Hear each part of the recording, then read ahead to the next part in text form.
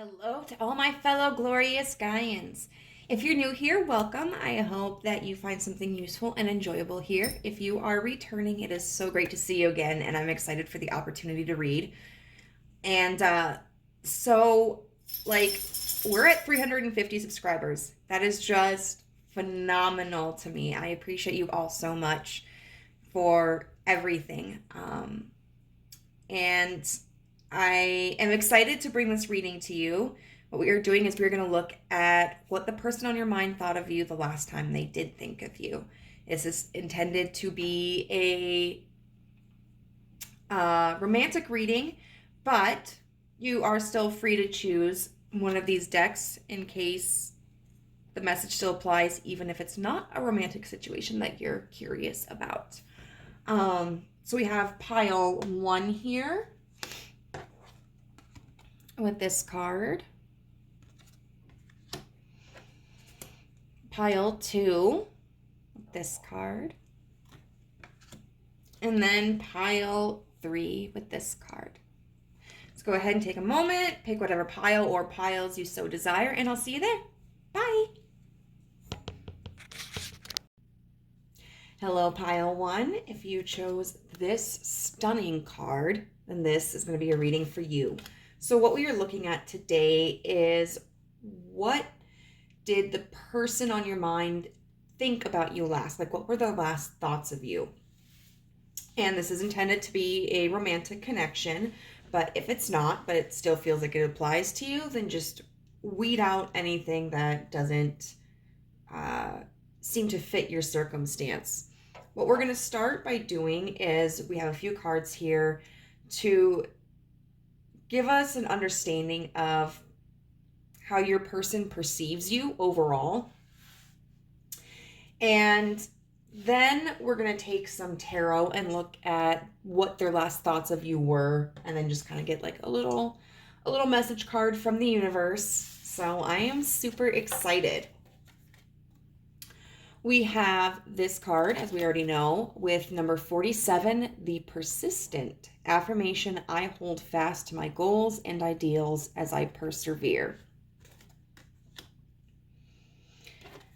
Then we have this card with enchantment.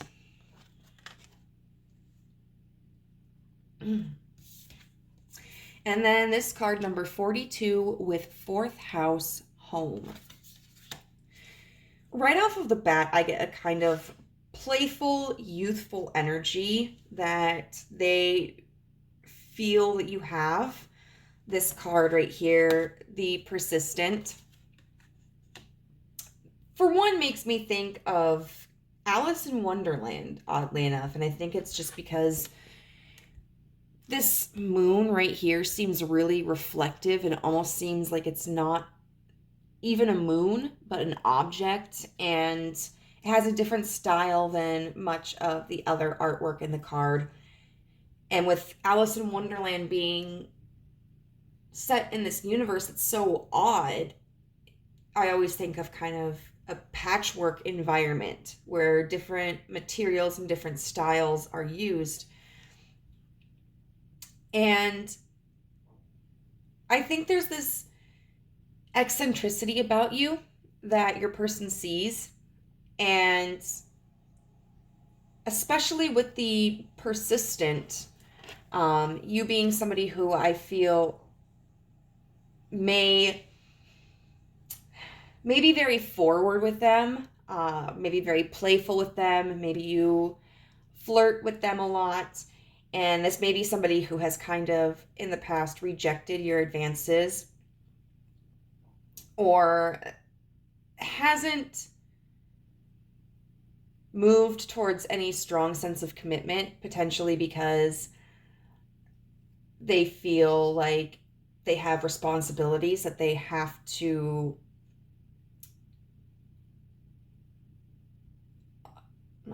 take care of at this point in time. Maybe they don't feel that they are in the headspace or the heart space for a connection. And so they may have kind of blocked anything from developing between the two of you. And I get this energy of you just kind of persisting and being, you know, a little bit of a flirtatious pest. Nothing extreme. You know, I don't feel like you're blowing up their cell phone every, like, you know, with 45 messages a minute, or showing up to their place unannounced, or doing anything alarming or creepy. It's just, it's very innocent, this energy that I get. And I think it's almost a little disarming to them, because I think this person kind of seems like maybe they have a more serious disposition, and you might be somebody who kind of is bringing them out of their shell, or encouraging feelings within them that they didn't feel they were capable of. And maybe this isn't somebody who's really rejected you outright, if this is a connection where you're not together. But they, you know, you might have tried to invite them out for a drink, and they might be like, well, you know, I don't have time for that right now. I'm really busy with work. And then maybe a few days later, you ask them if they want to go to a sporting event with you or something. And they're surprised because they are shocked that, like, you invited them again to something, but reject you again for another reason. Like, I have a lot to do at home. And yet it seems like maybe you're somebody who keeps continuing to try to proposition them with fun things to do, or trying to, even if you're not inviting them out to things, interacting with them in a way where they thought like, hey, this is kind of strange because I thought that they understood, or that, you know, I was rigid enough or cold enough or uninterested enough for them to feel deterred from pursuing me, and here they come. And it might have been something that was frustrating with them at first, but I think they're finding it really charming right now. I also think that they see you as somebody who's just persistent in your life. You're not somebody who is going to be dismayed if something doesn't work out, or if you don't understand a concept right away, or if you're not successful in a pursuit right away. You're going to take that knowledge and try again. You might even try a different route.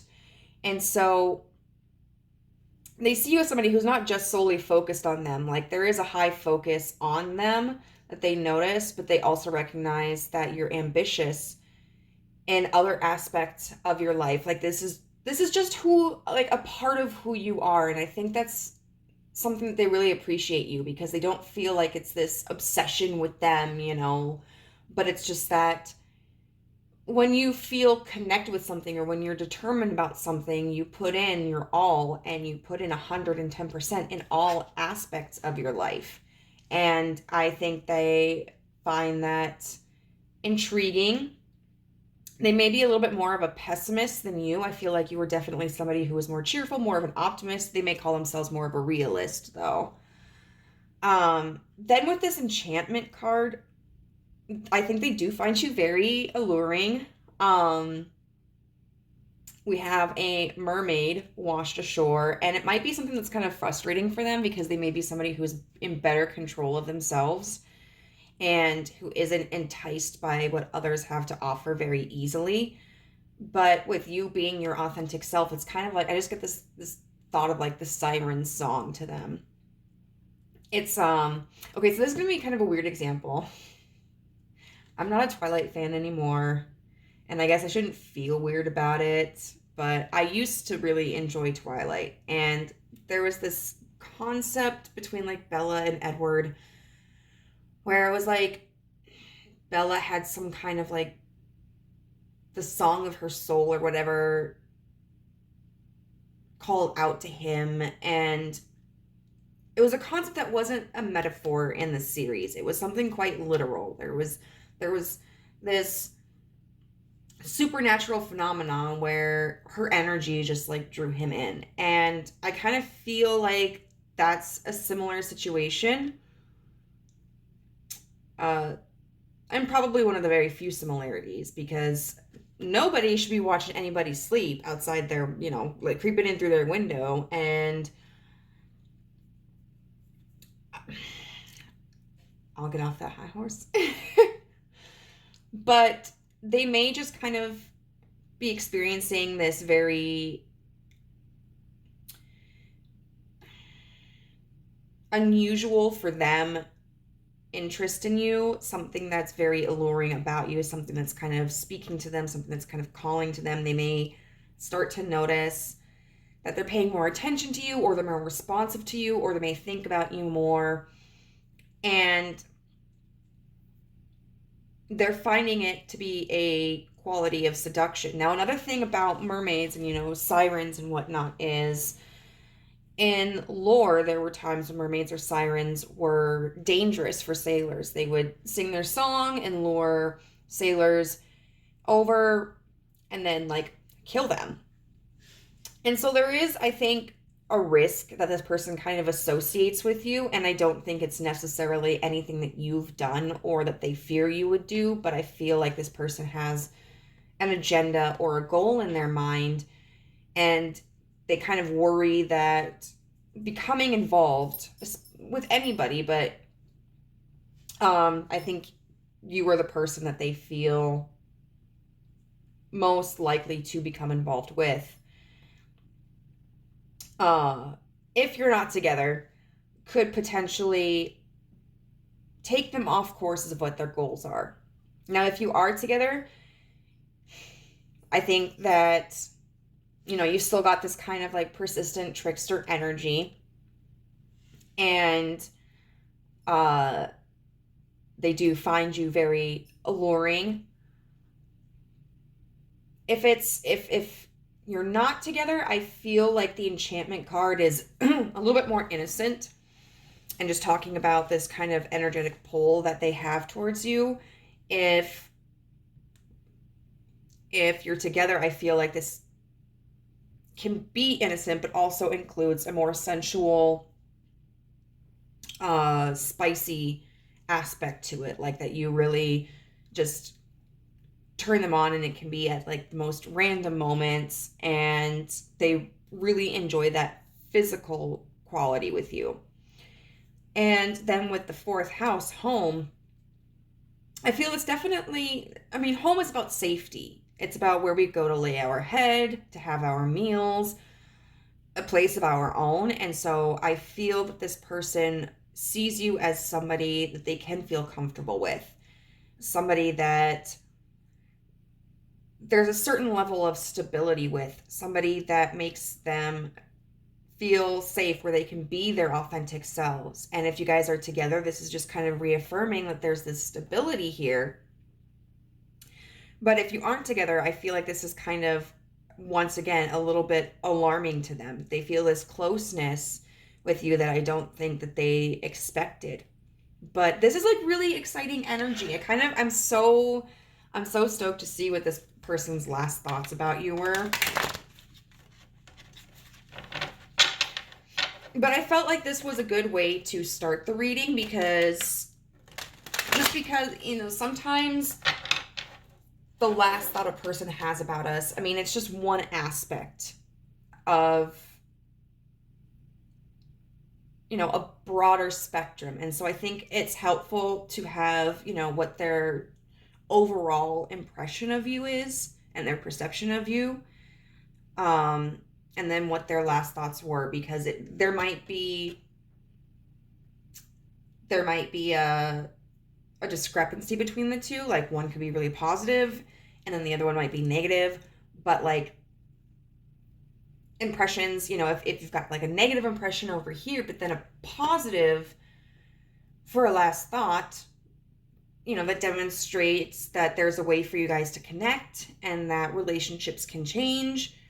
If there's a positive over here and then negative over here, that could show you that even if like maybe you guys had a fight or something, and so of course there's going to be some negative thoughts here, But overall, like, you've got this confirmation that there's love and appreciation.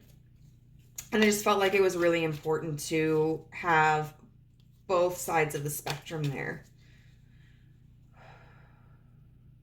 So universe, what did pile one's person think about them the last time? What were their last thoughts about pile one?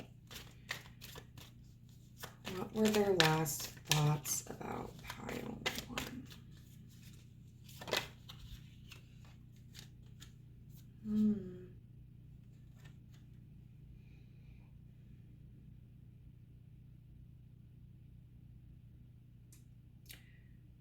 Sorry, sometimes with these cards I have to look at the pictures to remember, like,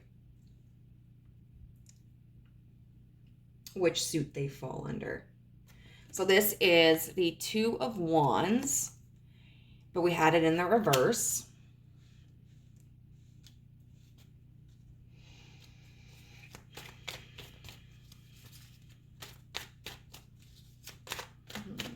What else can you tell us about their last thoughts of pile one? What were their last thoughts of pile one?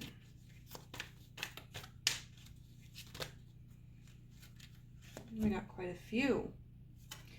The Nine of Pentacles in reverse.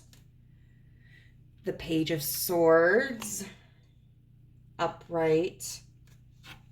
And the Star. Oh.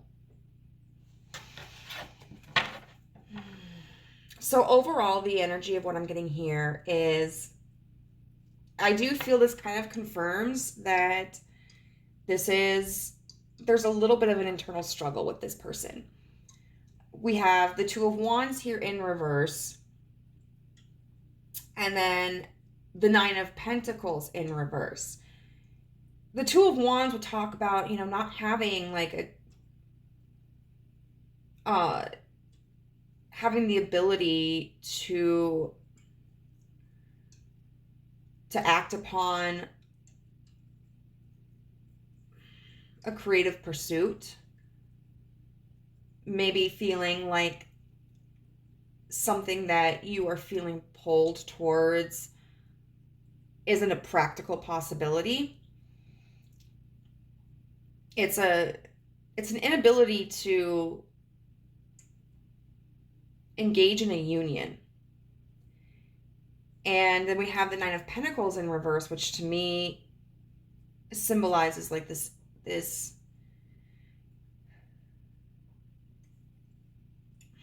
you can take it one of two ways. You can look at it as kind of like a hyper independence, but in this way, I feel like it's this lack of satisfaction on one's own, realizing that what they have in the material world is great, but that it's not enough to ground them because there's something else that is missing from their life. We have the what was it, Maslow? I think is it Maslow's hierarchy of needs? And I can't remember exactly the way in which the hierarchy of needs goes, but it's all about, we can't meet the need, like our highest needs, if we haven't met the baseline needs. And so it kind of feels like this person has tried to avoid the step of like a partnership and just focus on maybe their career, their wealth. And those are positive pursuits. And not everybody wants to have a romantic relationship. Not everybody is ready to have a romantic relationship. So in that sense, like, our needs are not all the same. But it does seem that it's gotten to a point where this person is realizing, like, this kind of union, this kind of connection is one of their basic needs. And that they really don't feel as grounded and secure without it. It's like having all of the material things you can possess, but not having anybody to share it with, And then we've got the Page of Swords here with the Star. And that's all about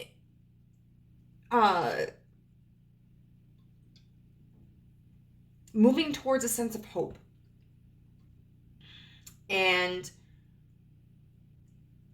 trying to think more positively. And I would even say that thinking about, well, maybe there is a chance. Maybe I can make this work, because for some reason there feels like there's an obstacle for them, such as they're just really hyper focused on one goal, one pursuit, and so they are concerned that they may not have the ability to divide their attention, because I think, are scared that if they create that division of their attention, if they're not entirely focused on whatever it is that their pursuit is or their goal is currently, that it's going to end up in a sacrifice of that goal, and that they're going to lose all the progress that they've made, everything that they've achieved, that the struggle will become insurmountable. But I feel like with this Page of Swords and this Star card here, that they're trying to shift their mindset into considering that maybe they can have both. Maybe they can have this connection with you and also continue to pursue whatever is going on in their life, and for it all to work out. Oh, this is sweet. I want to see if there's, what else can we think of? Oh, hey, look at that. We've got the Death card with the Ace of Cups. Oh my God, you guys. Oh my God. That's huge. That is so huge. So thinking about creating this change, allowing this change, this kind of death of their old mentality, and allowing it to birth into something new, and allowing it to become something more of an emotional investment. I mean, like, look at this Celebration card. They're drinking together, they're having a good time, and oh my God, this makes me so happy. They're really thinking about how they want to allow themselves to emotionally expand this connection. And I think it's important to note it, that the Ace of Pentacles, it's a card that's in its infancy, it's not the King of Cups. The King of Cups is going to be somebody who goes in and with composure makes this huge declaration of love and makes this huge commitment, and is very sure of himself. The Ace of Cups, it's like dipping a toe in the water. It's about, maybe I can give this a try. Let's start small. But all things considered, I think that's still an incredible move for this person to consider making. All right, and what else can we get? We've got the Four of Cups, okay. And one more, universe.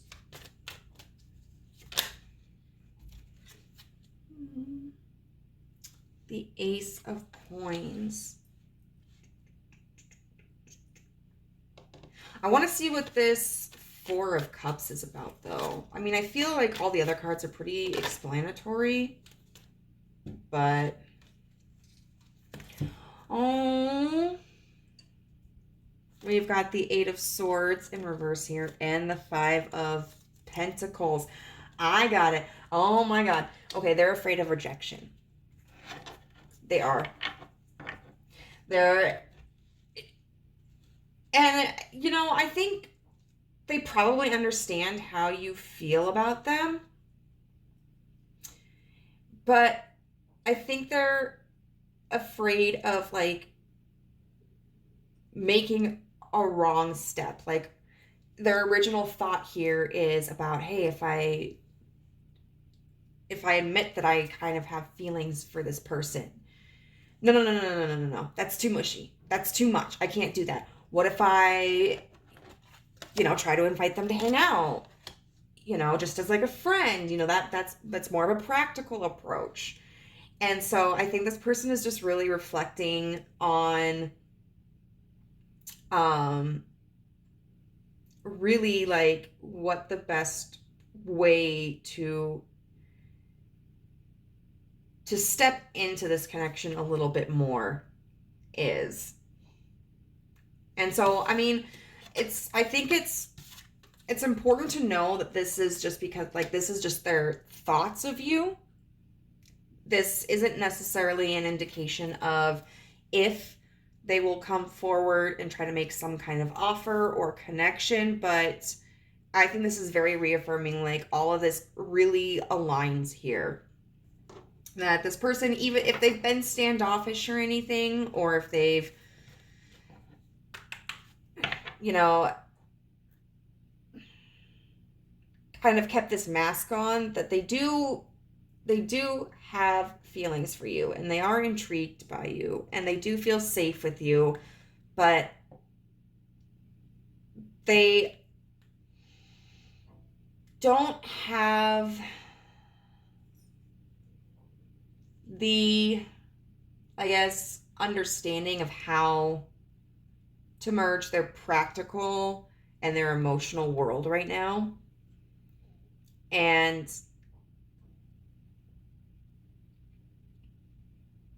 they're picking apart, like, can they have both? Can both coexist? Or, you know, do they have to sacrifice, for example, career for love, or love for career?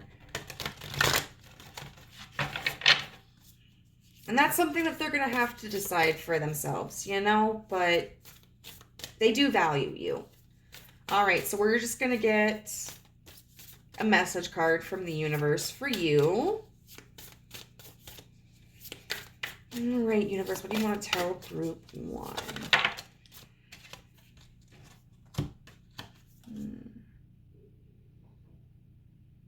Healing myself heals my lineage.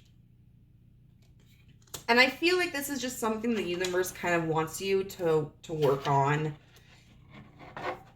And, like, you don't have to sacrifice this connection to work on that. But it does seem like this person is really going to have to work through their own inner conflicts. And that's not something that, like, you can decide for them. That's not something you can do for them. So while they're trying to figure it out, I think the universe also wants you to take some time to work on something for yourself. And so we're going to quickly read this.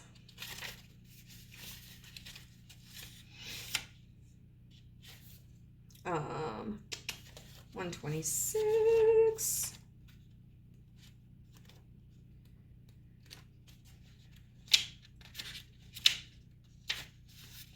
Okay.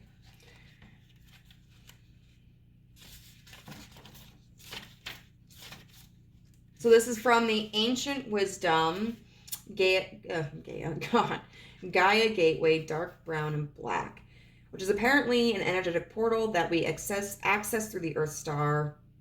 Therefore, it's found beneath our feet, but when we're connecting to it, it's best to imagine a wormhole or portal in the center of the Earth.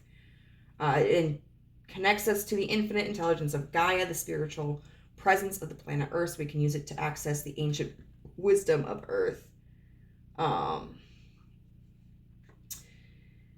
So it says, our lineage is our family line, the continuation of our family story. When we were born into our current lineage, many of the ideas and beliefs held by our family became our own. If you are feeling held back in life, there's a good chance that many of these stories are in fact limiting, fear-based, and outdated. There are karmic energies within your family line that you are having to push through. But when you pick this card, you are being held in a sacred light of healing, and encouraged to revisit some of the more challenging family stories in order to claim your own truth. Know that your ancestors in spirit are cheering you on. All of your healing in this lifetime is healing for the family line. All of your achievements are achievements for the lineage. As you push through the old limitations, you are carving a new path for yourself and for future generations. This is huge. Vibe of the day, I go beyond the fears and limitations of my lineage. And this may be something that helps you in this connection, or it may be something that it just kind of helps you in overall life, but that's the advice that the universe is giving for you, something to work on. And I hope you enjoyed this reading. If you did, please let me know in the comments down below. I would also really appreciate it if you would subscribe and hit the notification bell if you haven't already. And if you're interested in a personal reading with me, you can reach me at guidancethroughgaia@gmail.com, also listed in the description box down below, and we can discuss a topic and rate. All right, I hope you have a great night. Bye. Hello, group number 2. If you chose this beautiful card, and this is going to be a reading for you, we are looking today at what the person on your mind was thinking about when they last thought of you. And this is intended to be a romantic person, but if the situation isn't romantic and you're still curious and it seems like it's kind of relevant for you, then take the message, How we're going to start this off is we're going to be looking at their overall perspective of you. And then we are going to look at what their last thoughts of you were. And I think this is just really beneficial because sometimes a person may have like a negative perspective of us, but the last interaction that they had with us, like their thoughts of us, may have been positive. And so we can see how there can be a constructive connection between the two of us. Then sometimes there's going to be an overall positive perception that they have of us, but maybe the last thoughts they have were sad or negative, and so that can help us understand that, if you guys had like a fight or something, then that's affecting them, but they still have a positive view of you overall. Or maybe both of the perspective and the last thought are in alignment. And so I just thought this would be a really fun reading to do. So let's get started. We have this card, which you chose, and it's called number 19, the Uniter. The affirmation is, I know love has come to unite me with my beloved. And then we have this card here, and it reads Grace.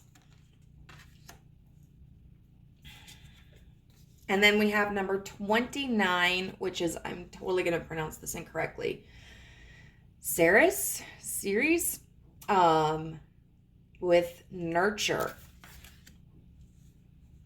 And I would say off the bat, this is a very positive impression that they have of you. We'll start with the first card here with the Uniter.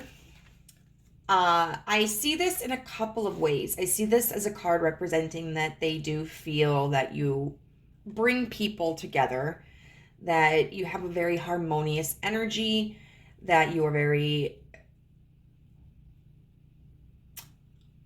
whether you're like extroverted or introverted, you mesh well with others. You have a very good social reputation. And I also feel with this Uniter card and the I know love has come to unite me with my beloved, they see you as very youthful, whether you are younger than them or not.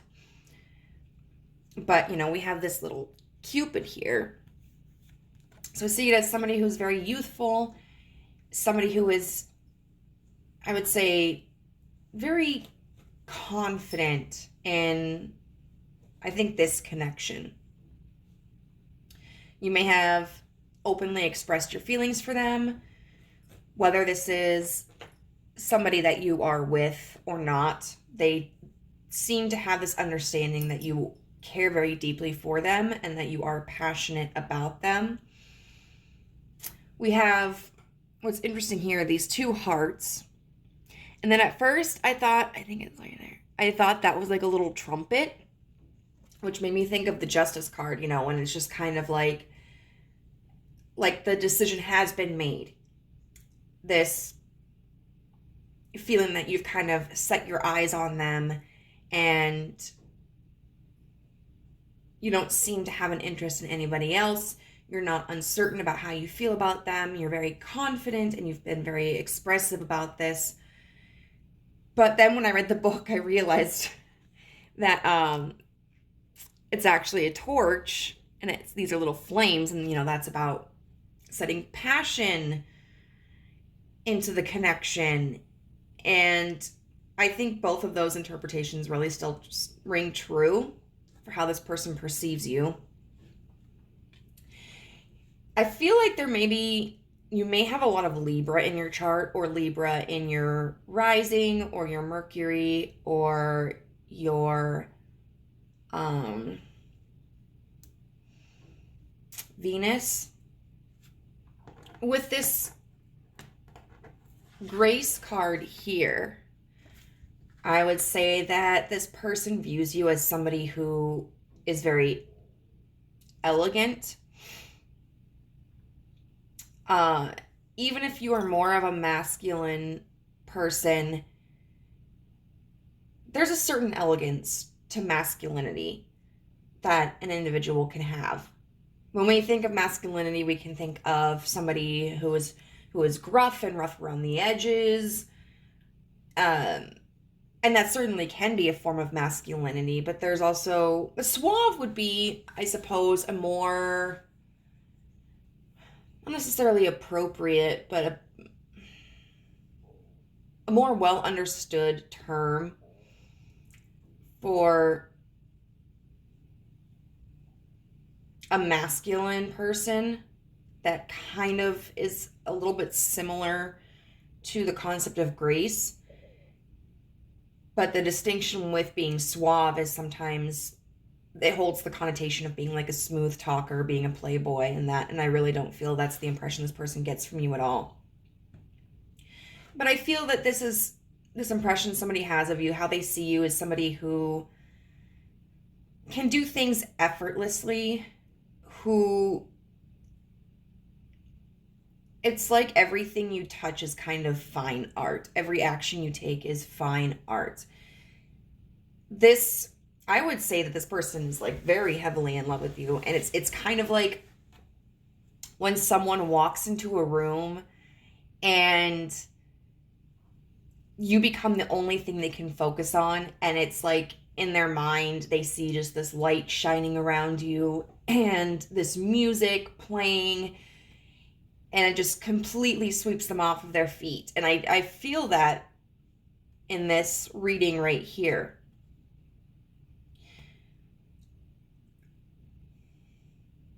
I would also say that with grace, they see you as somebody who can handle situations with grace, and somebody who may be very gracious, somebody who handles arguments and disputes very well, who handles criticisms very well, who is well-versed at diffusing a situation, and not somebody who is going to escalate a situation, but not in a way where you would be a doormat, for example.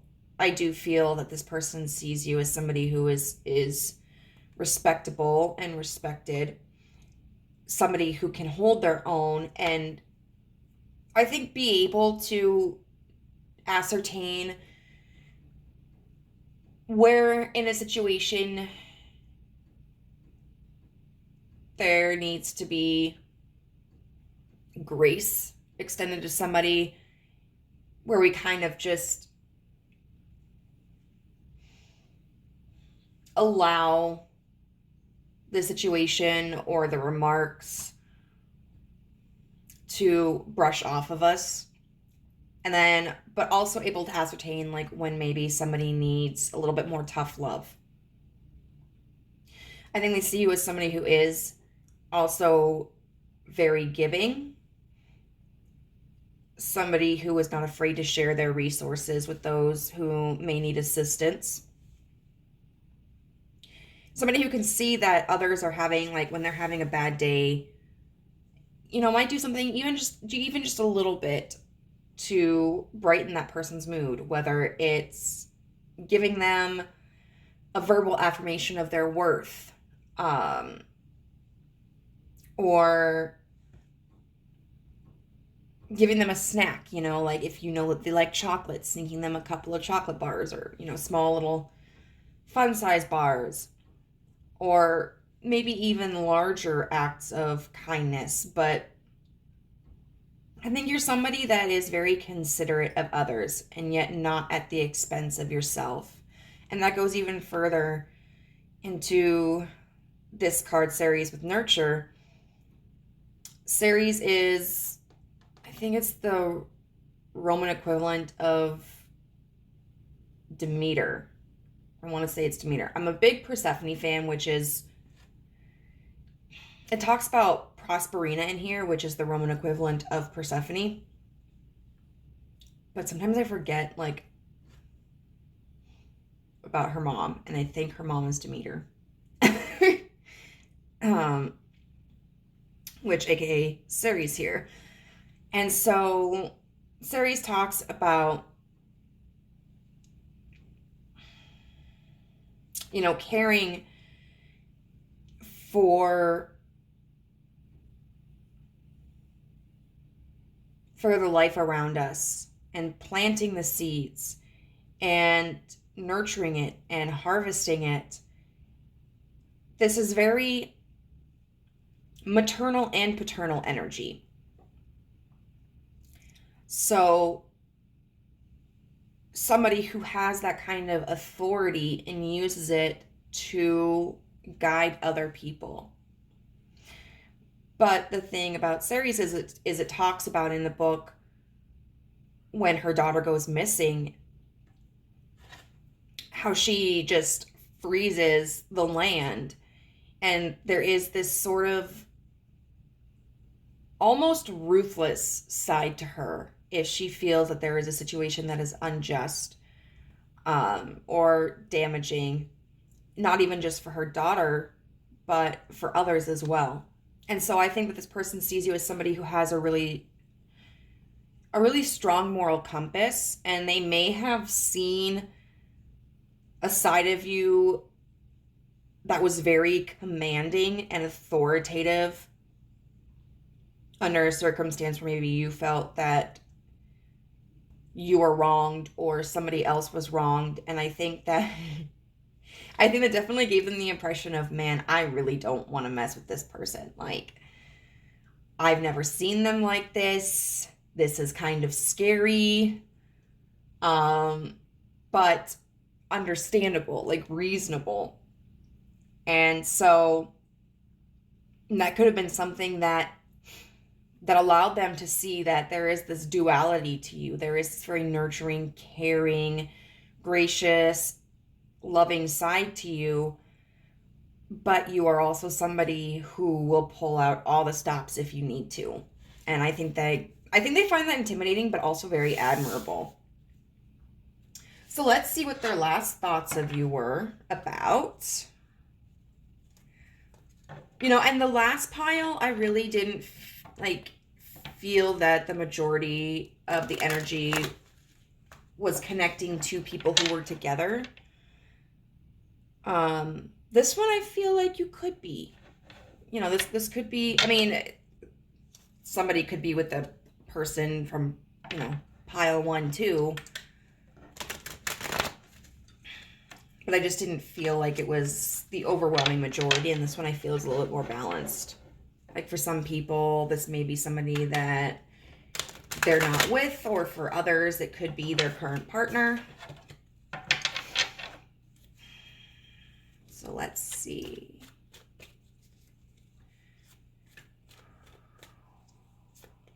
What was group two's person's last thoughts of them? What were the contents of their last thoughts for group two?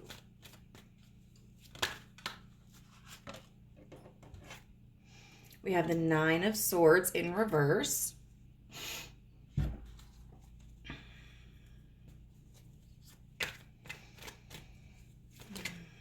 What were their last thoughts of group two? What was group two's person's last thoughts of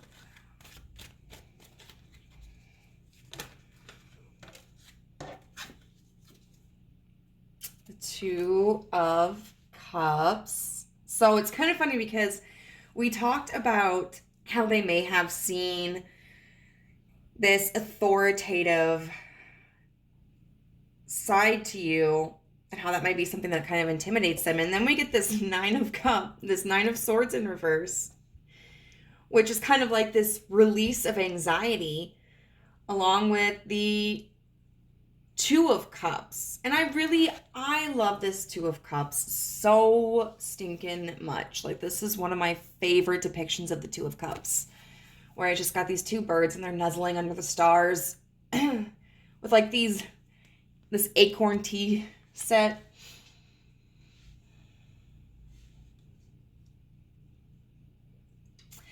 And so I kind of wonder, like, maybe if there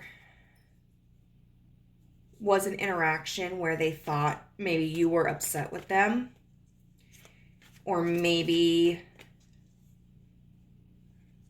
the two of you did get into an argument. And I think this last thought that they had of you potentially was where they were able to release some anxiety about the situation. This fear that maybe the connection between the two of you was broken. And feeling more optimistic that, like, okay, things can be repaired, or it wasn't as bad as they thought it was. The Ace of Pentacles. I kind of wonder if this person is this person going to be giving you like a makeup gift? Like, if you guys fought, I think they're kind of thinking about doing that. Okay. So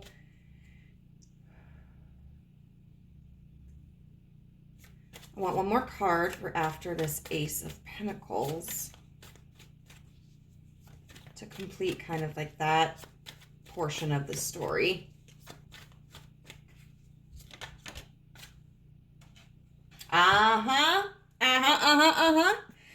With the Five of Wands in reverse, they are thinking about getting you a peace offering.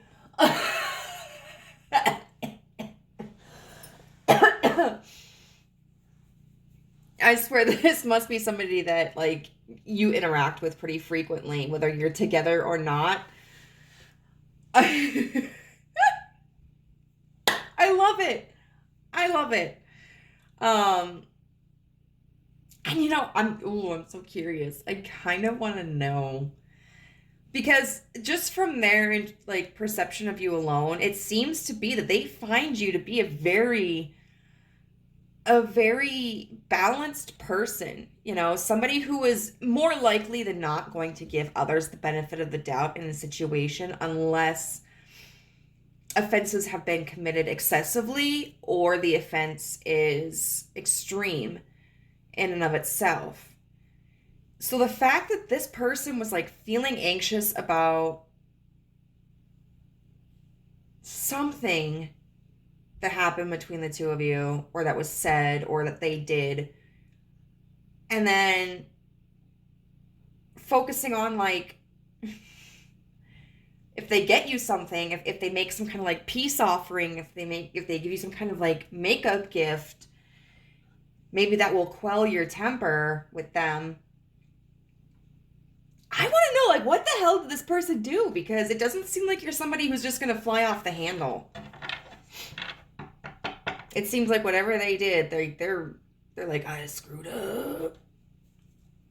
Okay, I'm going to be nosy. I want to see what this Nine of Swords in reverse is about. Like, what was the situation involving? Like, what happened?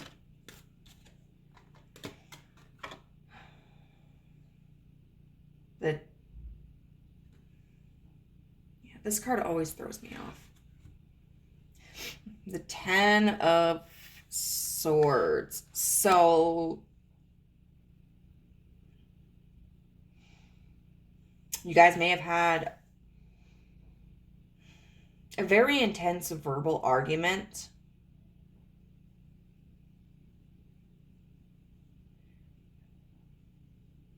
Or there may be some kind of like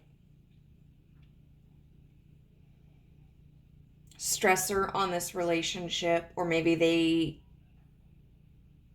communicated something with you that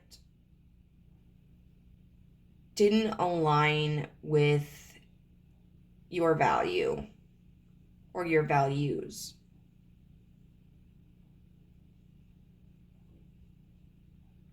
And I don't know, I mean, it could be something like, I keep thinking about something like politics, you know, and I'll say for myself, like, I tend to be really heavily attracted to like masculine rural guys. And I have to make sure that when I get involved with anybody, I have to discern like what is going to be an absolute must have in a connection with a partner and what is going to be a make it or break it. You know, because sometimes like you develop feelings for somebody and then you find out that maybe like their political beliefs are vastly different from your own.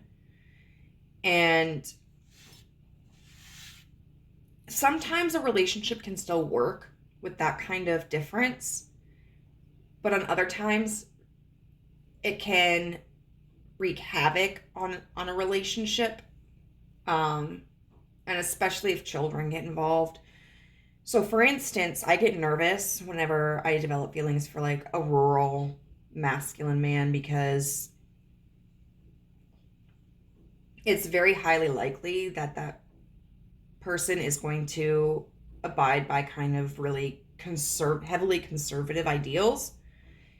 And those just aren't going to be in alignment. Like, I'm very pro-choice. I'm, you know, for gay rights and, you know, the freedom of religion and in promoting equity. And so there may be heavy conflicts between myself and a potential partner, unless it's something that we discussed beforehand.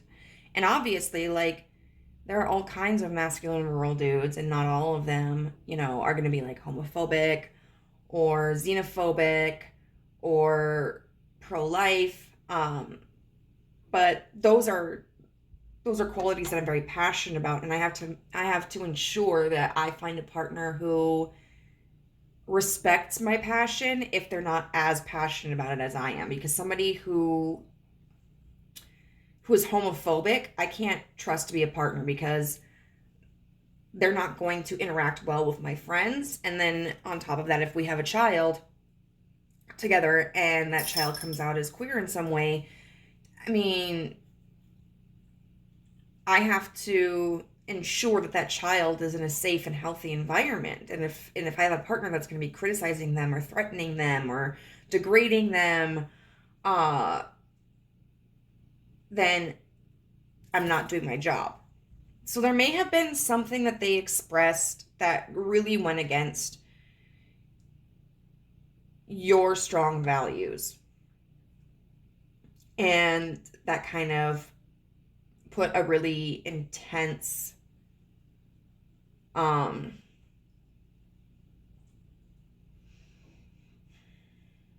weight upon your connections. So I feel this was pretty straightforward. I want to see if there's anything else that wants to come out.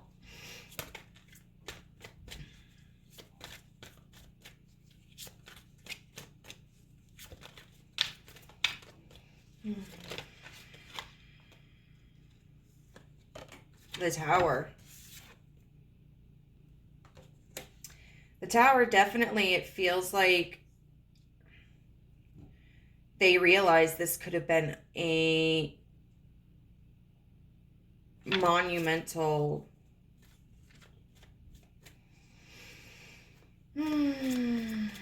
this could create monumental change. But the Tower, like, even though it's kind of a frightening card because it can be very destructive,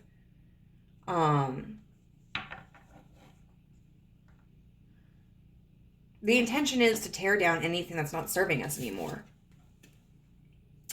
And with this card, you know, it's very interesting. We have the Tower. It's in absolute flames, absolute destruction. We've got these doves. I think they're doves. They could be pigeons, but pigeons are just doves, I think, right? And then we have the moon back here. And so to me, that's almost like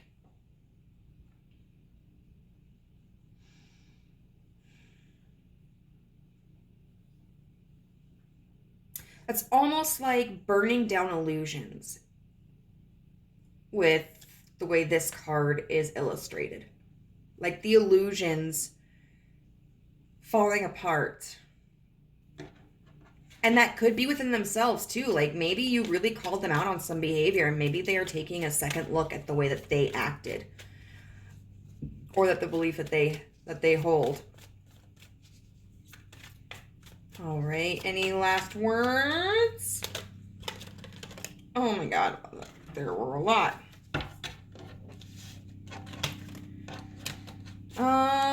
We've got the Queen of Cups in reverse, the Eight of Wands in reverse. I mean, upright. Excuse me. And then Judgment in reverse.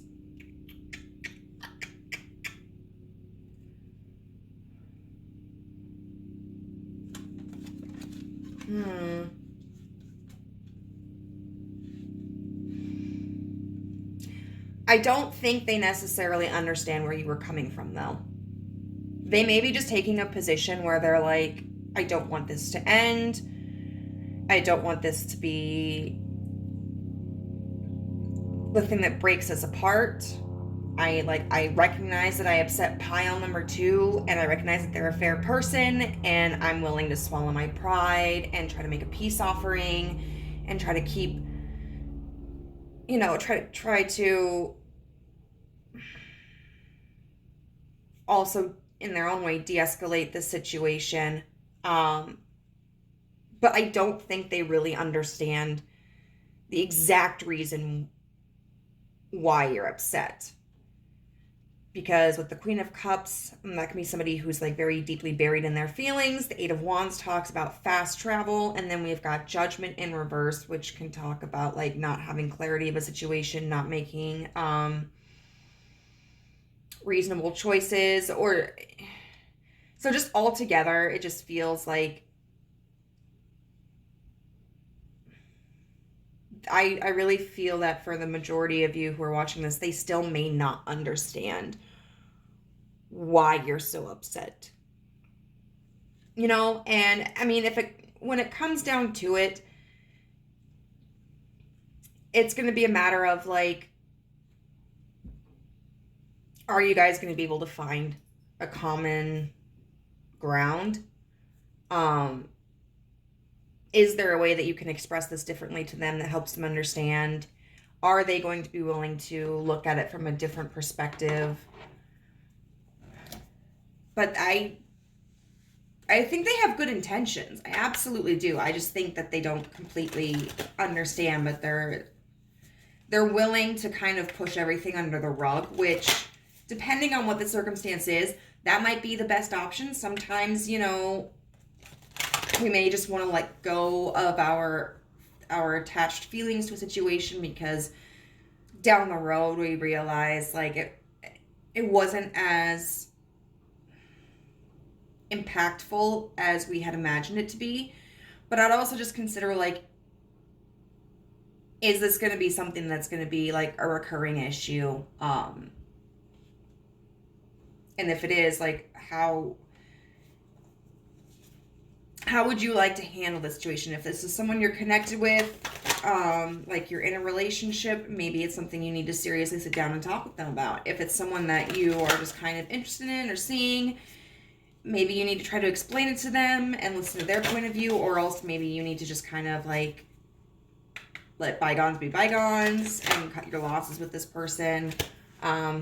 Sometimes we even have to do that if we're with like romantically with the person. But let's see what the universe has for guidance for you.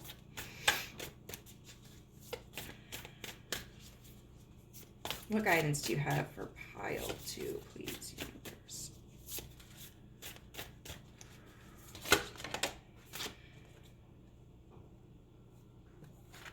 Let your inner fire warm you, not burn you. So we're going to look at what chakra that aligns with. I do think that's really important information, because even though it seems like you're somebody who doesn't experience like emotional imbalance often, if it's a situation where you feel particularly wronged or that it is a particular injustice, you could freeze the whole world, just like Ceres, you know? And I think the universe is just encouraging you to allow your passion and your beliefs and your convictions to fuel you and to give you motivation and to give you a voice, but not to burn you out, and not to engulf you so much that it really defeats the message that you're trying to convey.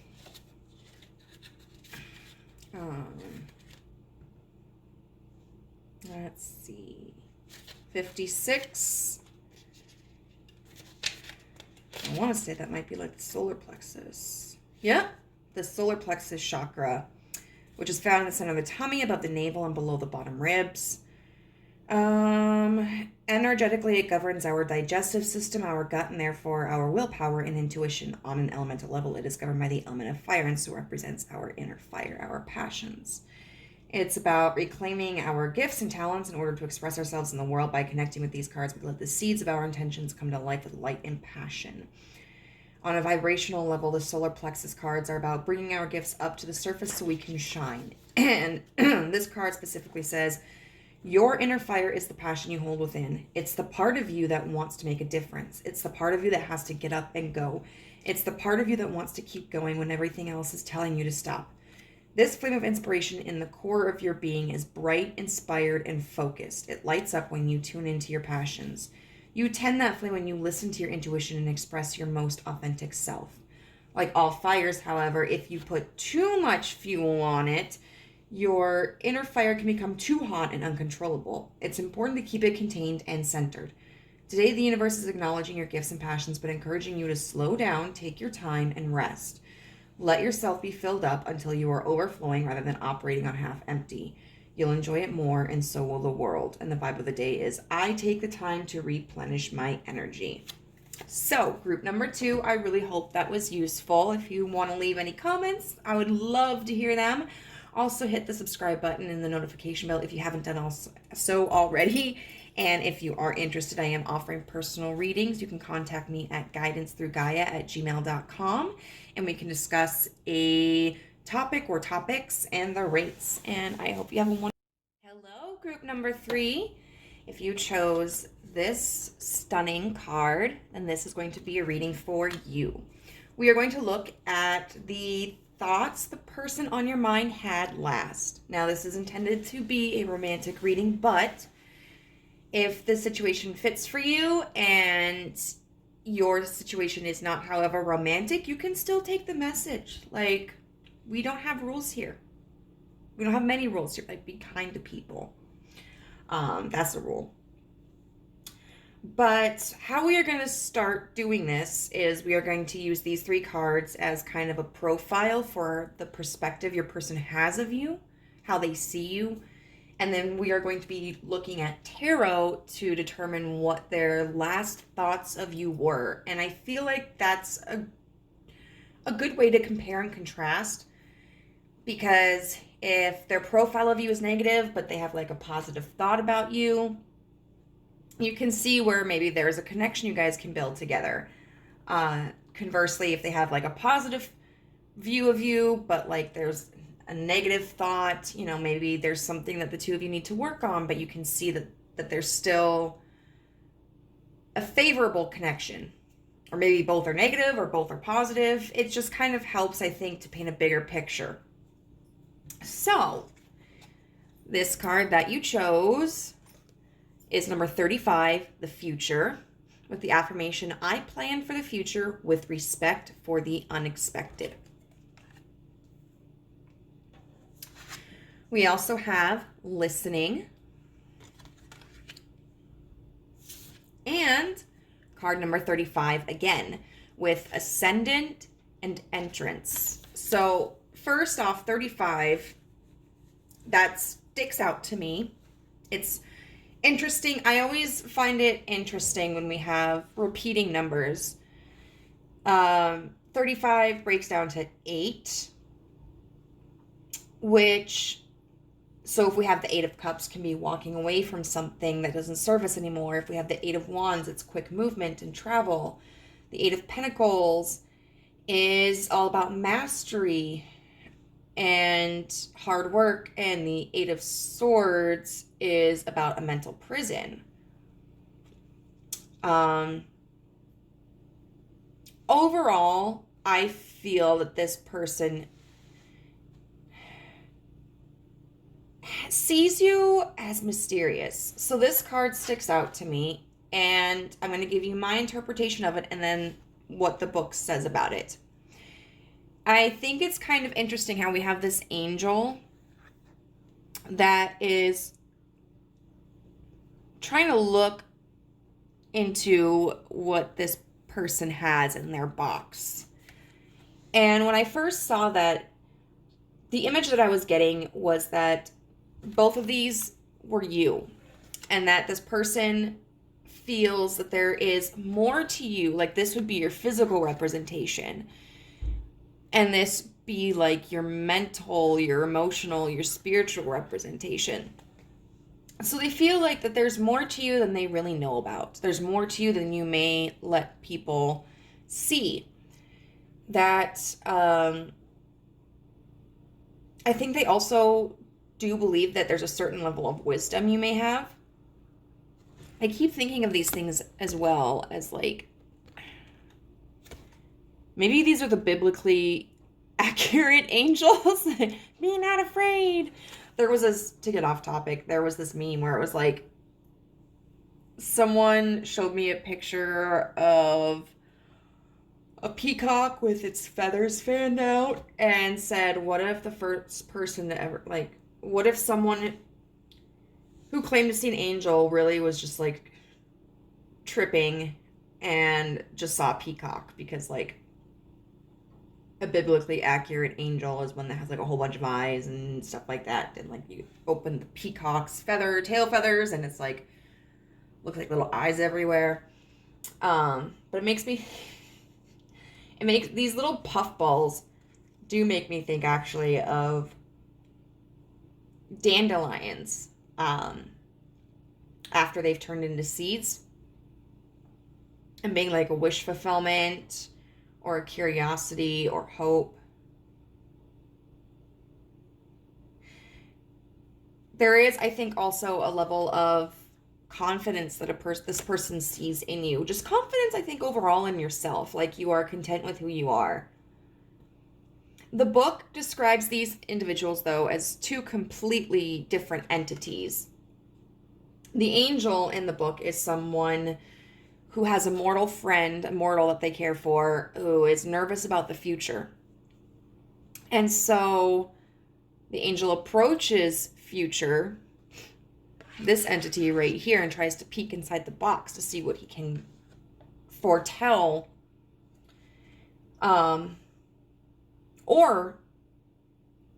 Is trying to encourage future to navigate in a different path, on a different path. As you can see, like this angel is like pointing, that would benefit this mortal being. But the future has decided that it will just continue on the path that it was originally designated. And that's not to say that the future is decided. I know, that there is this belief that everything happens for a reason, and, spiritually, and that things are predestined. I don't believe everything happens for a spiritual reason, and I definitely don't believe that everything is predestined. I think that the universe guides us towards opportunities and people at times that may benefit us in one way or another. And sometimes that benefit is painful. It can be a painful lesson. But at the end of the day, we can make the decision to either follow that guidance or not, follow that path or not, allow those things in or not. But the point of this card is that being comfortable with not knowing, being comfortable, being able to adapt in situations that we couldn't anticipate. And so I do think this person sees you as somebody who is also very adaptable, somebody who can kind of go with the flow, somebody who isn't afraid to confront unpredictability. Now, this card does also say, like, when we get into the flow, when we allow ourselves to kind of let go of attachments to outcomes, that it can allow us spiritually to I guess you call it like get downloads or receive information about events. Because it's like the less tightly you're holding on to something, the more room there is to flow. So I think this person does see you as somebody who probably is very spiritual, and somebody who also may have like a connection with the universe or within yourself, that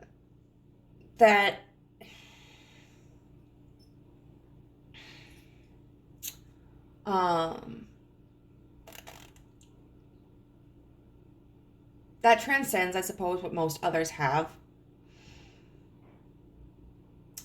That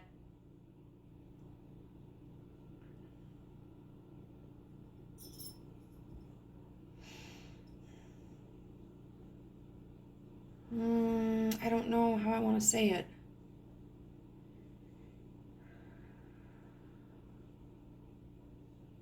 That you're just so in tune with yourself and with your environment that nothing really seems to shake you. And maybe that's because you kind of have the ability to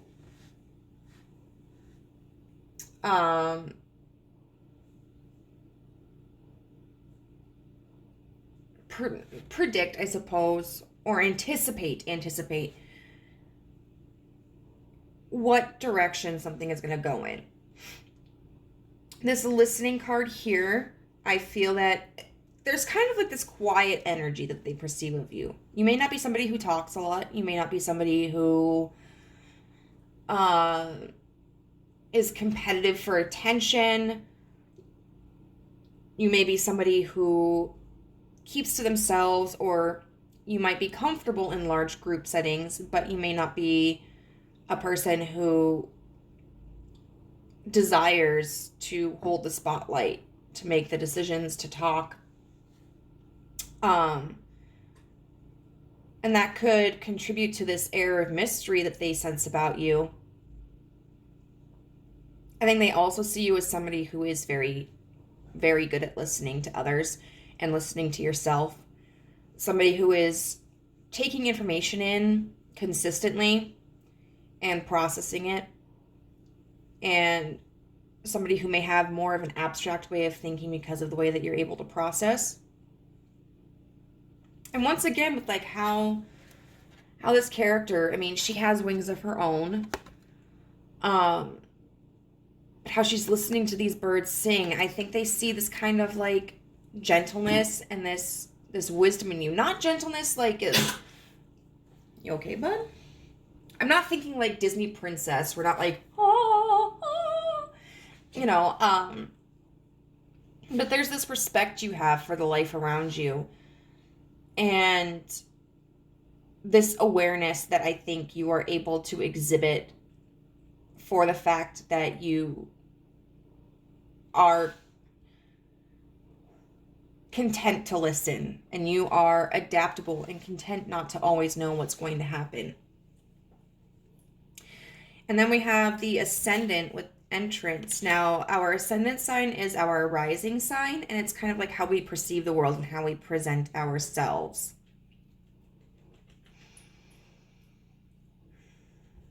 And so your rising sign may be important in the development of their interpretation of you.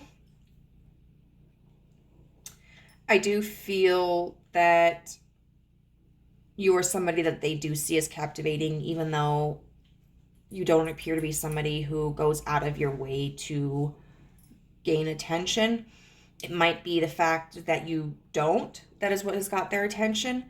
I also think with this Ascendant card, it shows that they do view you as somebody who is very analytical, somebody who, as we talked about, is always constantly gathering information and processing it, somebody who is willing to adapt and reorganize and reevaluate like how you are perceiving situations, how you are perceiving yourself. If you notice that you are presenting yourself in a way that doesn't align with who you truly want to be or how you want to be seen, you work towards adjusting that.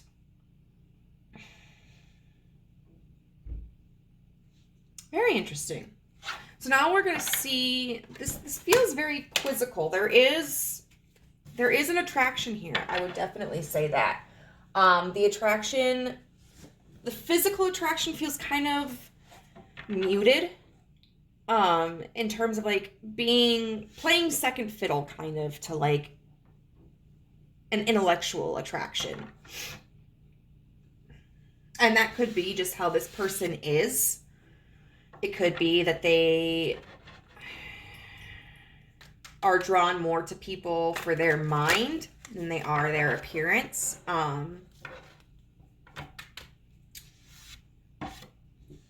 And value that above all else. And I'm not saying that to be like, I mean, that's not to say that you're unattractive. I don't know. There's this guy that I have this huge thing for, and everybody was swooning over him, and I was like, I don't understand why they're swooning. Like, yeah, he's attractive, but he's not like drop dead gorgeous model attractive. Like, why is he gaining this huge following? And then over the course of our interactions, because of his personality, I started to develop feelings for him. And it was never that he was unattractive. It was just, I didn't know him very well at that point. And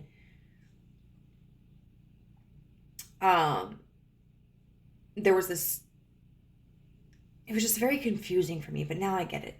I'm just going to leave it there. I'm getting a little sleepy. All right. So, universe.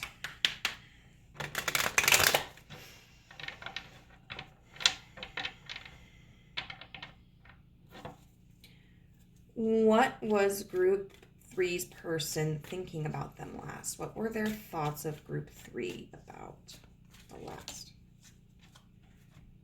Oh.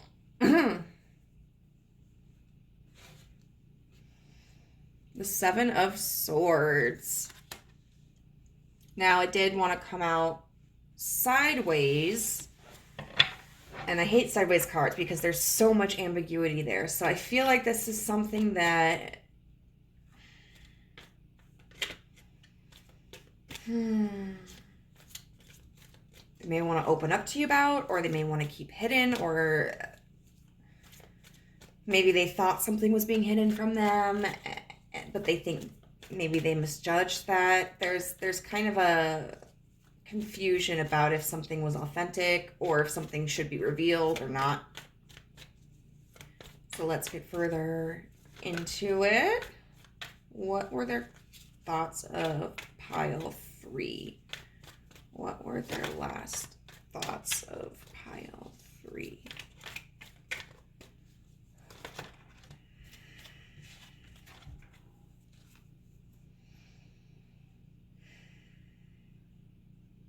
The King of Swords in reverse.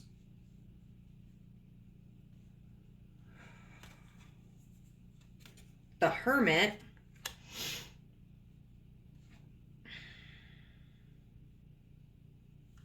The Seven of Pentacles.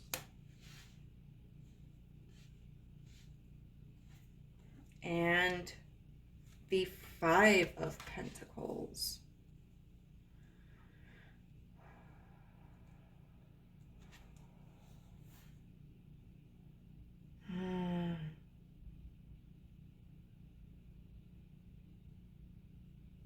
So right away what I'm feeling is that this King of Swords in reverse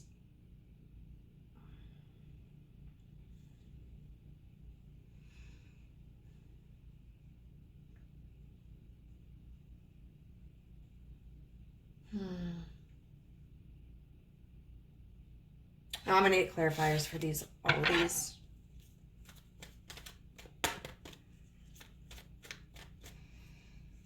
And I have clarifiers for all of these. It's interesting because like the last pile,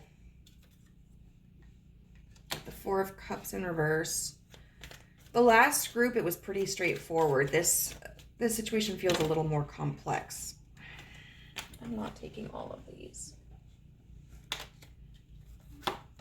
Okay, I'll take that one though. The Hierophant. No, the Magician, sorry. All right, 3 more cards to clarify.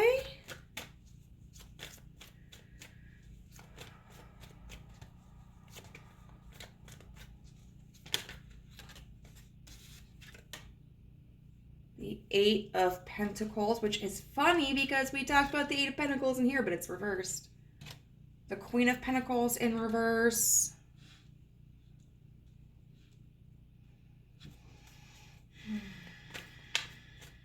Let's see what this Five of Pentacles is about.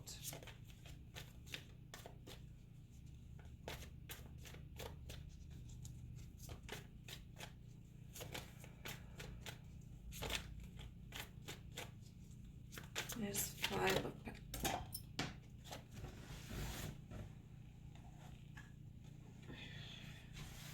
We have the Two of Swords in reverse with Strength. Ah, okay.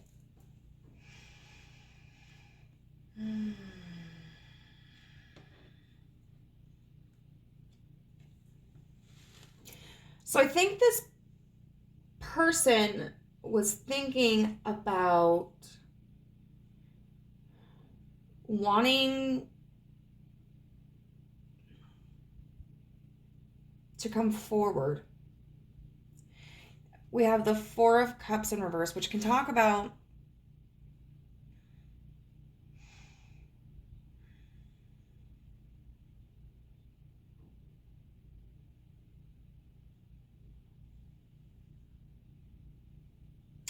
sometimes like giving too much of our energy, but it can also talk about opening up emotionally after a period of being more closed off, because sometimes we need to maintain a certain reserve within ourselves. We need to relax, we need to rest, and therefore we can't really exchange emotional energy. But then comes a point when we have rested enough, we feel rejuvenated, and we feel like, okay, I have the spoons for this. Like, I can do this. I can interact with people again, or I can nurture others again. And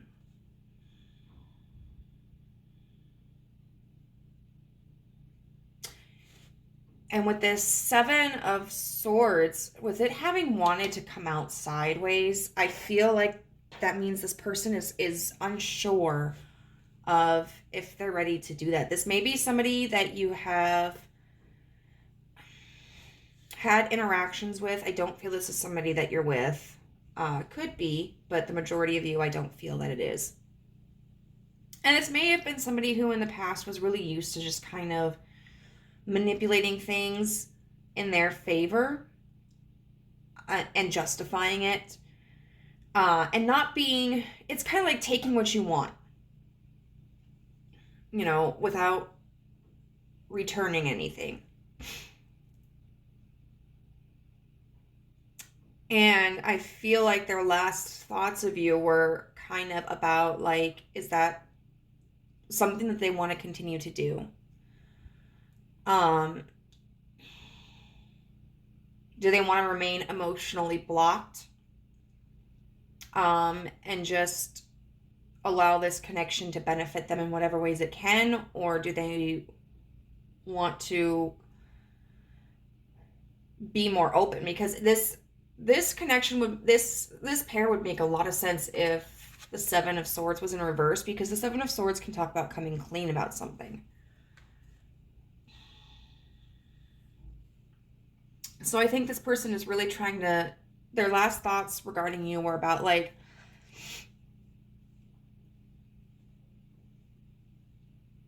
should they change? Are they ready to change? Or should they maintain a certain standard of self-gratification? And then we've got the King of Swords in reverse with the Magician in reverse. And what that signals to me is somebody who is still experiencing like a really heavy block. And it's a block that, I mean, we've got emotions over here with the Four of Cups, but this is a block that's in their head. The Magician is somebody who is an alchemizer, who can change themselves, who can change the world around them. Very adaptable. They know how to adjust. And the King of Swords is somebody who is very good at analyzing situations, is very solution-oriented, knows how to compromise, knows how to communicate effectively, but we have these both in the reverse. And so what it feels like is this person feeling like they can't get out of their own head. They can't fathom how anything could work out if they were to be more open and honest and vulnerable. And they just don't see that as being a practical reality. And then we have the Hermit, which talks about going within oneself and experiencing isolation for the sake of wisdom, spiritual enlightenment. And the Eight of Coins is somebody who's going to be, who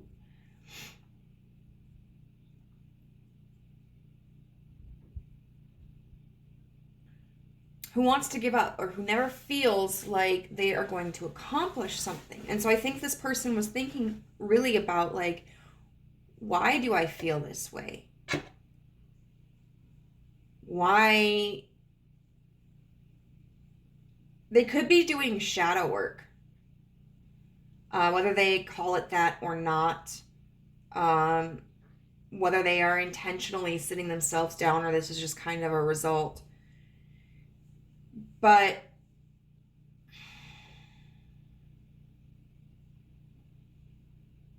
I think they are really questioning, like, why do I have this perception?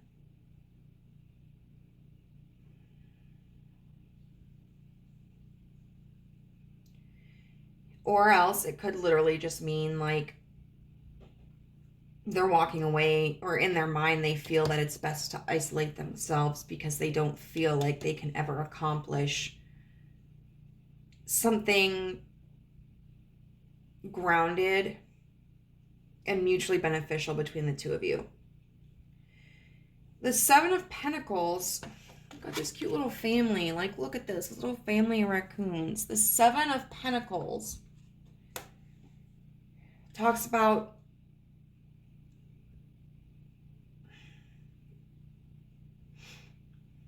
kind of sowing the seeds.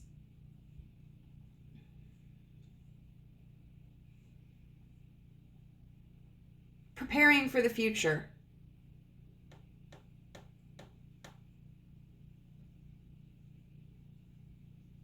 Oh. And then this Queen of Pentacles in reverse.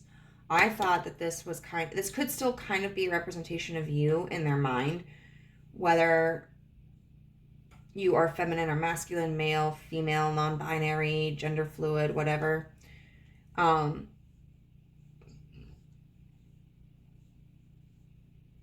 They could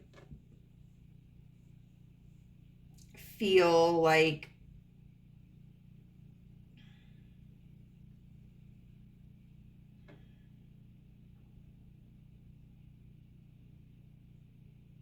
you may not be receptive to them, but I feel more so. When we look at the Queen of Pentacles, you know, she's somebody who's very nurturing. There's a lot of fertility in her. But in reverse, she's somebody who would be kind of barren, somebody who would withhold her resources, somebody who would be petty. And so I feel like this is more so reflective of a previous connection that they've had, or multiple connections where they have put in like a lot of work and the other person wasn't receptive to it. So they may have been the person who was pouring their cups into other people without any reimbursement.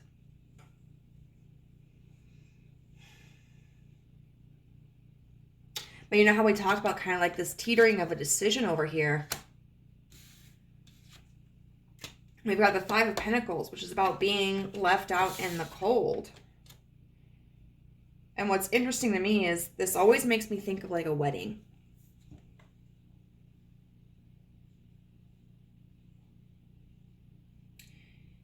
And so I do, in the context of this reading, feel like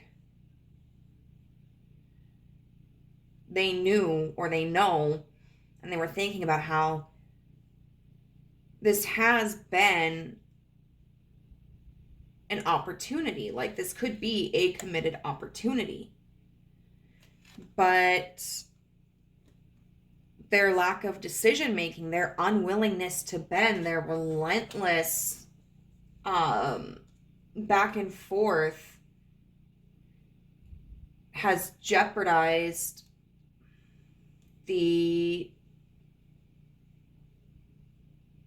potentially the direction where this connection can go. I think this person does see you as a viable life partner. I think this person does see you as somebody that they could really be committed to. And they do understand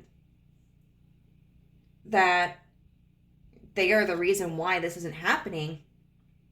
And there does seem to be a large amount of trust here with you. So they understand that they're like group number group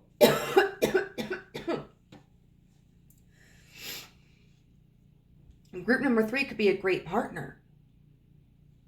And this could really be a great opportunity for me, you know, like I think could have something healthy together and adventurous together and productive together and worthwhile. and I'm the reason why this isn't happening. But I feel like there's also just this block where it's like, even though I know I can trust pile 3, there are so many people in the past I haven't been able to trust.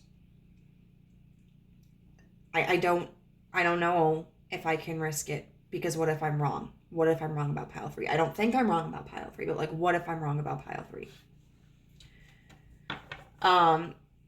Overall, more so their last thoughts about you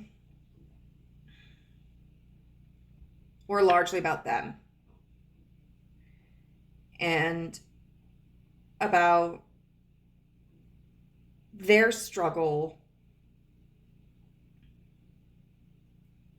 regarding this connection. I do feel that they have sympathy for you. I do feel that they care for you. I do feel that they feel as if they have given you crumbs, given you the bare minimum, put you at a disadvantage. I do think that they see a wisdom and strength and intelligence in you. So like I know that they don't think like, oh, I've ruined pile 3's whole life because like I just can't be emotionally open.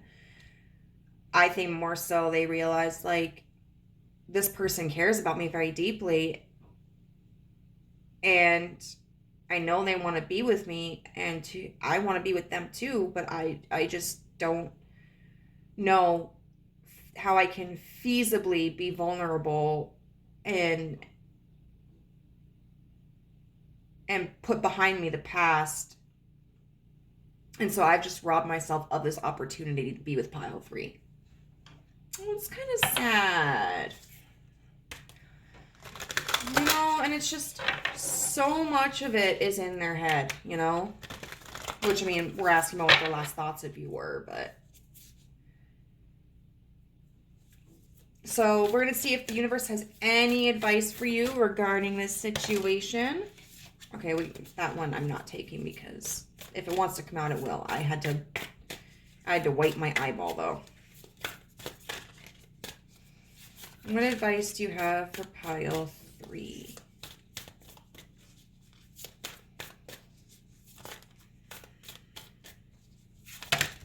This is way too much.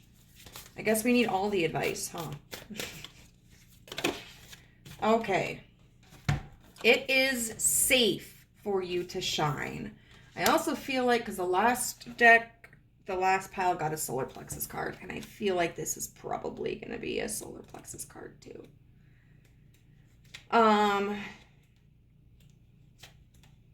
You may be feeling rejected by this person, and it may, you know, it may hurt, you know, there may be a wound there about it. But I feel like with this card, the universe is you know, letting you know, please don't let this dampen your spirits. First of all, this person doesn't want to hurt you. Like, they don't want you to be sad. Second of all, you are so much more than this person. You don't have to dim your light just because the other person is afraid to shine, or the other person might be afraid of your light. You need to stay, it's very important for you to stay true to who you are.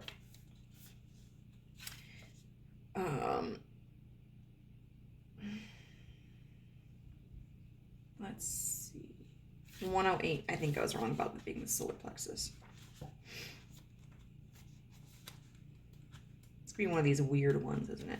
Yeah, the soul star. It's an energetic gateway around 6 to 12 feet above the crown of the head.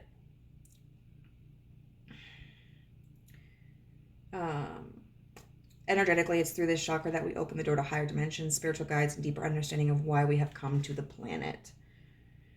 By facing our old stories, clearing our conscience, and becoming aware of our own impact, we begin opening up the channels to a higher realms where we can begin to perceive divine guidance and experience our spiritual guides in a more visceral way.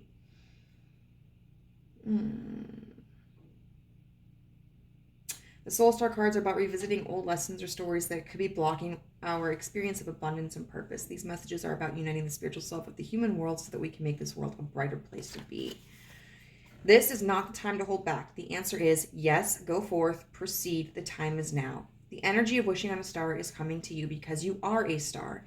If you've been hanging back or thinking something through before moving forward, or you've been waiting for a sign that it's the right thing to do, please take this card as that sign. Move on up. Positivity, abundance, and excitement are surrounding you at this time. The dreams you've been dreaming are more like visions of what is possible for you.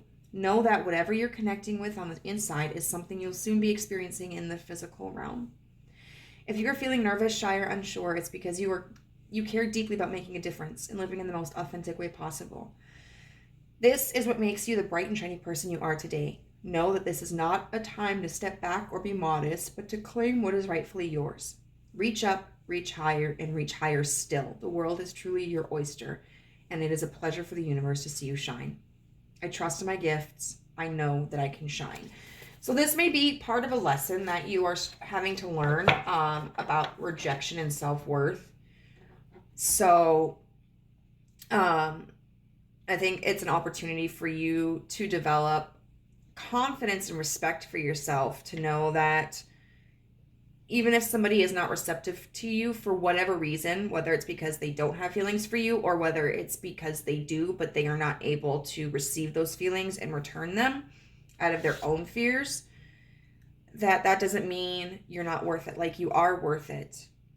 And you have this desire in your heart to be recognized for that. And the universe is saying, like, shine, because it is coming.